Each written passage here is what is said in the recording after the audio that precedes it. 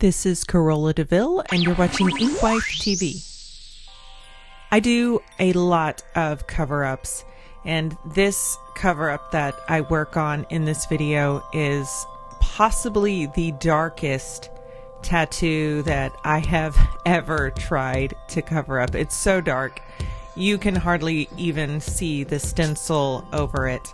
And as you can see, the purple under my hand was smearing quite a great deal, so I had to put a piece of paper towel over the stencil to keep my glove from wiping it off, because that, in my opinion, spells disaster. I always try to protect my stencil and keep it on there as much as possible. So I carefully outlined all of this tattoo. She wanted to cover the old shell with flowers, and that's pretty doable. But like I said, this is the darkest tattoo I think I've ever covered, and it was pretty intimidating, just because I knew it was going to be very difficult to get that shell to go away. Once I got all the outline in there, I was not nearly as worried about it. You won't be able to tell for a while what is all going on there, but you know, if you're a tattoo artist and you're working on a cover-up, be very, very careful and slow when when you're doing the portion of the tattoo that relies on the stencil. Be careful about the direction you're wiping, because when you've got all of that action going in the background of the tattoo already, it is very easy to get lost in the cover-up. The flower I'm outlining over there on the edge of the ankle, it had a little Texas behind it, so I actually used part of the Texas outline in the shape of the petal. I could have used a little more of the shape, but I didn't want it to be too obvious, and it felt like it would have been a little bit awkward, so I left out the right angles, but I used the curvy edge as part of the petals, and it worked great. So now I have all of the outline in there, and then I wanted to create a solid background, and since I already had the very dark black and gray of the shell, I just made the background a dark gray color, because that's not, I didn't want to use solid black. I felt it would have been a little bit too dark, but the gray was flat enough that it created a nice darker mid-tone for the background of the flowers. So that is the first thing that I wanted to do, is make the background more cohesive. So I applied dark gray over the gaps in the flowers on top of the shell, and spread the dark gray out from the edge of the tattoo so that it has a bit of a fade out. Anyway, that makes the background look like it's a little bit more cohesive and gets me started in the right direction.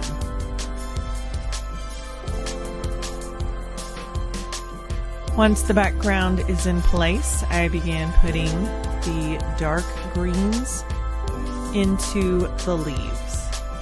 The leaves are going to do a great deal to break up the pattern of the old tattoo, and leaves are good for that because they can make sort of a very busy midground. Obviously the flowers are what I want in the foreground, the leaves are in the midground, and then I've got the gray fade in the background, which so I've got my 3 different dimensions to help this tattoo to stand out a bit on the skin. I'm still filling in some gaps with my dark green and putting in the last colors on the leaves. I believe for this, I was using a 15 curved mag for this tattoo. Usually I run something a little larger, like a 23, but because of all the little gaps that I had in this tattoo, all the little smaller spaces, I thought a 15 would work fine. And also because I have an excess of 15 curved mags in them. So I saw this as a very good excuse to lower my stash a little bit. After the dark olive green has gone in, we come in with, I believe this color is called Dirty Money. And then our lighter tone of green is Jade. So we now have 3 tones of green, which give the leaves some dimension. And then I'll add some just slightly lighter green highlights to give the leaves just a tiny bit more lift here in a bit.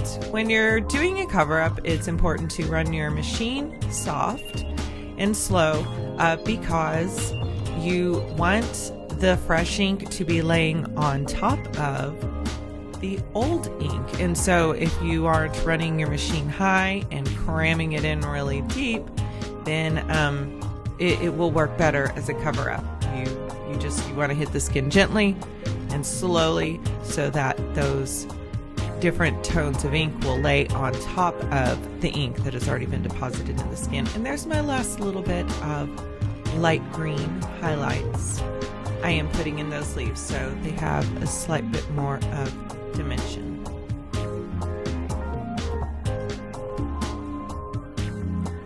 Once the leaves are finished, it was time to start those 2 flowers that are in the center of the old tattoo. I'm going to make those purple.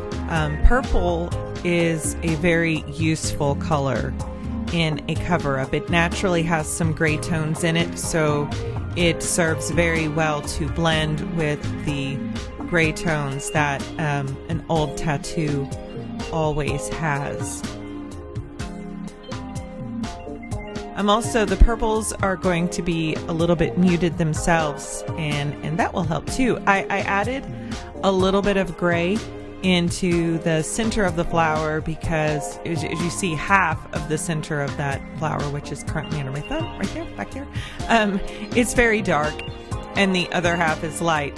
So if I want the little stippled highlights to stand out and look even at the end, then I had to add some darkness into the other side of the center of the flower. I'm applying my mid-tone of purple now, and you can just start to see those flowers come to life on top of the old tattoo.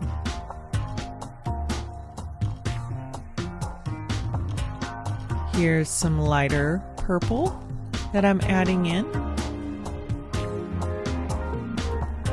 I think for that I just dipped between the mid-tone purple that I had and some white until the colors looked about how I wanted them to.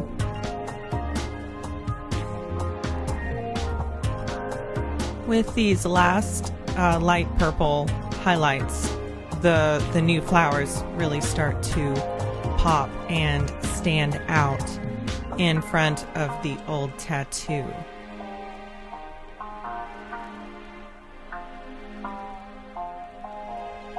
As we get some white highlights in there, it really begins to have its dimension. I could still see some difference in dark and light in the center of the little purple flower. So I go back in here in a bit. Yep, I had already done it, and I added a little bit more dark into there to even out the center of the flower, and then with the little white highlights, it doesn't look like there's a stripe down the center of it anymore. I needed to put some pinks down in the little berries. I love these little berries. Little raspberries and blackberries are so much fun to tattoo. I don't know why. I just really adore them. And as you can see, in one of the berries, there was a very dark shadow going down the center of it. So I needed to go in and add shadows to the rest of the berries so that they will have those dark tones in the rest of them that one berry is going to have. But otherwise, it would look weird. You want them to all match. So we put those extra shadows in there before we add our colors and highlights. And you can see that little one berry is a smidge darker than the rest, but it doesn't look out of place like it would have if I had not added the extra dark shadows into the remaining little berries. And when we get the highlights on there, it will be even less obvious that the background of that one berry had been darker than all the rest.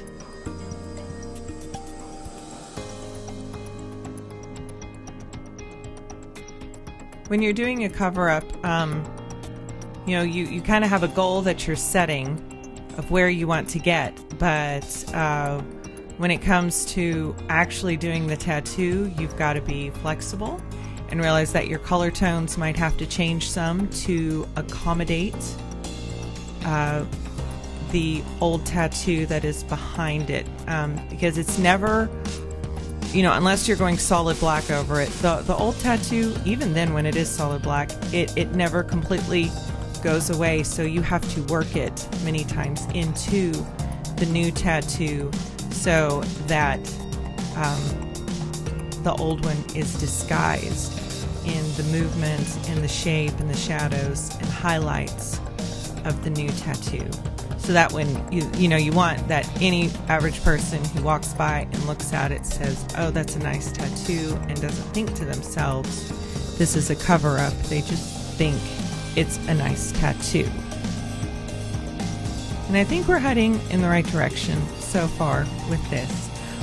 We wanted some pink flowers that were a little bit lighter, but in order to accomplish that with the cover up behind it, I used very dark, I used a dark purple concentrate for the shadows, and then began to lay the pink colors in over that. The pinks that I am using are a part of Eternal's portrait set, so they are more muted than your standard pink tattoo ink that would be like bubblegum or flamingo or something like that. But the muted colors, I think, work good in a cover-up in a way because they have more natural tones, a little bit more grayishness in them, and they help the old tattoos to blend a little better into the background because it will help it to take on some of the natural tone behind it. So we are just getting finished up with the flowers, and then we had a few more highlights to put into here before we're done. Most of the old tattoo is completely indistinguishable. There's a bit of texture behind a few of the flowers, and if that bothers the client, I am very happy to go over it lightly a second time. There was a little scar tissue built up on it too because of the thickness of the lines of the old tattoo, but all in all, I am very happy with how this turned out. Thank you for watching, and we'll see you next week.